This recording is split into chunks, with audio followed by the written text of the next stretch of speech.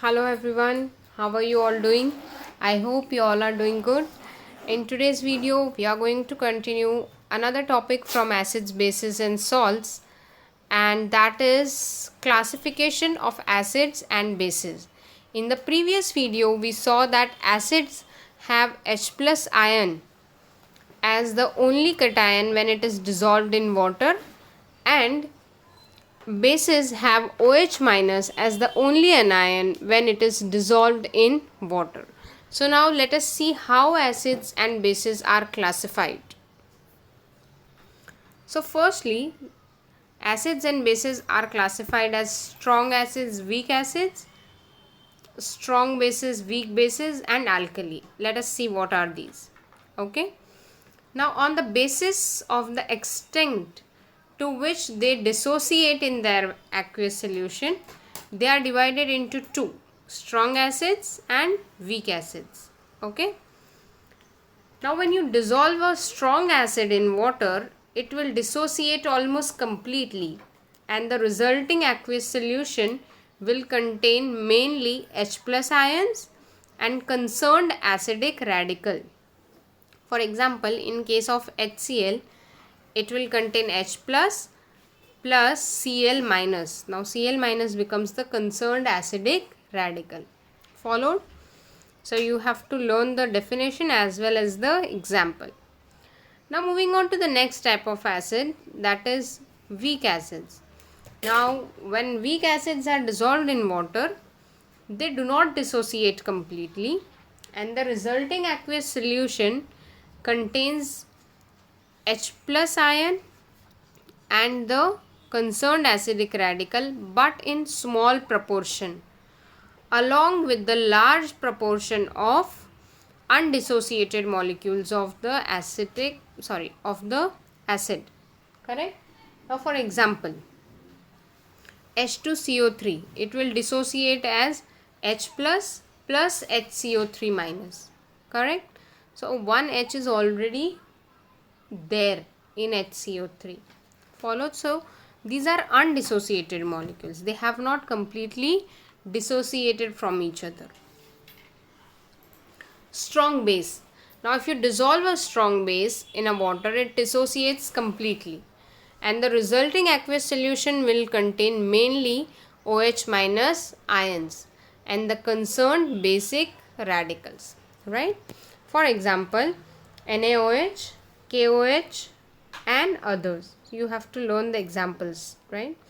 Then weak base, on dissolving in water, it will not dissociate completely, and the resulting solution will contain a small proportion of OH minus ions and the concerned basic radical, along with a large proportion of undissociated molecules of the base. For example, ammonium hydroxide. Followed? Then alkali.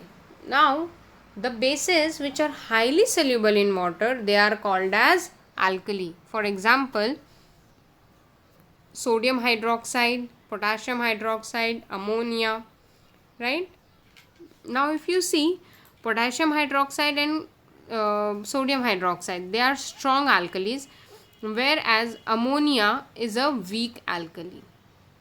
Though it dissolves in water, but it does not completely dissolve in water, right? It's a weak alkali. Now let us see what is basicity and acidity of a particular molecule. Now here there are n number of acids we have taken, like hydrochloric acid, nitric acid, sulfuric acid, carbonic acid. See here, hydrochloric acid, nitric acid, sulfuric acid, carbonic acid, boric acid, phosphoric acid, acetic acid. Now the number of H plus ions which they can give, they are different, because the number of H which is present in them, that is also different. Followed? Now bases: sodium hydroxide, potassium hydroxide, calcium hydroxide, barium hydroxide, aluminium hydroxide, right? Then others. Now bases also have different numbers of OH minus ions which can be obtained from one particular molecule. So these acids and bases are also classified based on their acidity and basicity, right? Now what do we understand by basicity of acids? Now see, H plus ions are basic radicals, correct? So how many number of H plus ions can be obtained by the dissociation of one molecule of an acid is called its basicity. How many numbers? Now for example, from H2CO3 you can obtain two basic radicals, right? H plus. So that is 2 is the basicity of carbonic acid. Followed? Now here acidity of bases. So the number of OH minus which can be obtained by the dissociation of one molecule of a base is called its acidity. Now here see, 1 will be the acidity for NaOH. Why? Because one acidic radical can be obtained from sodium hydroxide. Followed? So 1 becomes the acidity of the NaOH base. Followed? Concentration of acid and bases. Now the taste of food stuff depends upon the nature of the taste giving ingredient and its proportion in the food stuff. Similarly, all the properties of a solution depend on the nature of the solute and solvent. Solute means something which dissolves and solvent means in which a solute can be dissolved, right? For example, water is a solvent and sugar is a solute. Followed? And also on the proportion of the solute is in the solution. So the proportion of a solute in a solution is called the concentration of the solute in solution. Followed? Now when the concentration of a solute in its solution is high, it is a concentrated solution. While the solution is called a dilute solution when the concentration of the solute is low. Correct? Now several units are used to express the concentration of a solution. Two of these units are used more frequently. The first unit is the mass of solute in grams dissolved in 1 liter of solution, that will become grams per liter. And the second is the number of moles of the solute dissolved in 1 liter of the solution. Now this is also called as molarity of the solution, number of moles, okay, dissolved in 1 liter, and the above one is number of grams which is dissolved in 1 liter. Follow? And you are already aware of what are moles. The molarity of a solute is indicated by writing its molecular formula inside a square bracket. For example, NaCl is equal to 1 means the molarity of the solution of common salt is 1 molar, means 1 mole of it is dissolved in 1 liter. Followed? Now next is pH of the solution. Now we have seen that acids and bases dissociate to the smaller or larger extent on dissolving in water, forming H plus and OH ions respectively. Now in all the natural solutions, H plus and OH minus are found in different proportions, and that is what determines the property of that particular substance. For example, here you can see 1 molar HCl, then gastric juice, that is your digestive juice in the stomach, lemon juice, vinegar, tomato juice, black coffee, acid rain, urine, rain, milk, pure water, sugar solution, blood, solution of baking soda, toothpaste, milk of magnesia, lime water, and 1 molar NaOH, right? Now you will see that all of them have different pH. What is pH? Presence of hydrogen ions, okay? Potence of hydrogen ions. Now here you can see, as you move, pH near to 7 is neutral, okay, and below that will be strong bases and above that will be strong acids. So pH below 7 will be acidic and above 7 will be basic. Followed? So the pH of a solution.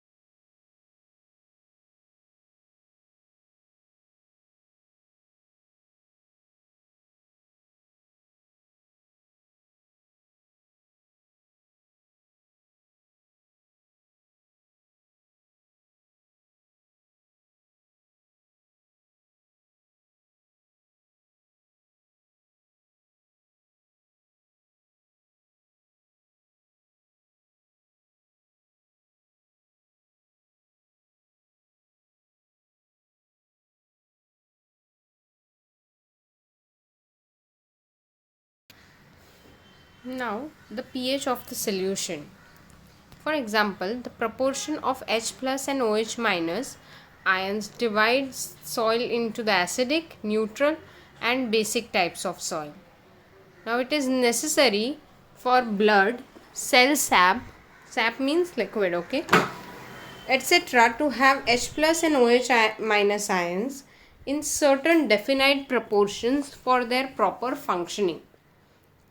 Now, fermentation, which is carried out with the help of microorganisms, other biochemical processes, and also many chemical processes, require the proportion of H plus and OH minus in equal proportions to be maintained within certain limits. Now, for example, pure water, it will go under dissociation and give rise to equal proportion of H plus and OH minus. Right? Now, the concentration of H plus ions which are formed by dissociation of water at 25 degrees Celsius is 1 into 10 raised to the minus 7 moles per liter. Whereas at the same temperature, the concentration of H plus ions in 1 molar solution of HCl is 1 into 10 raised to the power 0 moles per liter. So you can see that it is different for two different molecules. Correct? Now thus we see that in common aqueous solutions, the range of H plus ion concentration is very wide, ranging from 10 raised to the power 0 to 10 raised to the power minus 14 moles per liter. Followed? Now here we see that pH scale, it varies, correct? Because in 1909, the scientist Sorensen introduced a convenient new scale of expressing H plus ions concentration, which is found to be very useful in chemical and biochemical processes. It is the pH scale. The pH scale extends from 0 to 14. According to this scale, pure water has a pH of 7, meaning pure water has H plus is equal to 1 into 10 raised to the power minus 7 mole per liter. Now pH 7 indicates a neutral solution. Now this pH is the midpoint of the scale. And now the pH of an acidic solution is less than 7 and basic solution is more than 7. Followed? For this we are using how to find out which substance is acidic and which substance is basic. For that we are using universal indicators, right? Like few natural and synthetic dyes, they will show different colors in acidic and basic solutions. Now in the pH scale, the pH of solution varies from 0 to 14 in accordance with the strength of acid and base. Now to show these variations, a universal indicator is used. This universal indicator shows different colors at different values of pH. Now how are one universal indicator we are going to talk, right? This indicator is made by mixing several synthetic indicators in specific proportions, and pH can be determined by using pH paper which is made from that indicator or just putting the solution. Now in this method what we do is we put universal indicator in different solutions. It will give the following colors here. If it gives dark red, light red, orange, then moving to yellow, then green, then blue, and so on, the pH can be determined, correct? But the accurate method of measuring the pH is to use an electrical instrument which is called as pH meter, which is shown here. Okay, now in this method we measure the pH by dipping electrons into the solution. See these electrons here, yellow and black. Okay, this is more accurate method, but generally you can find out by using the indicators. Okay, thank you so much students for watching the video. I hope all these topics till universal indicators are clear to you. We'll continue the next topic in the next videos. Thank you.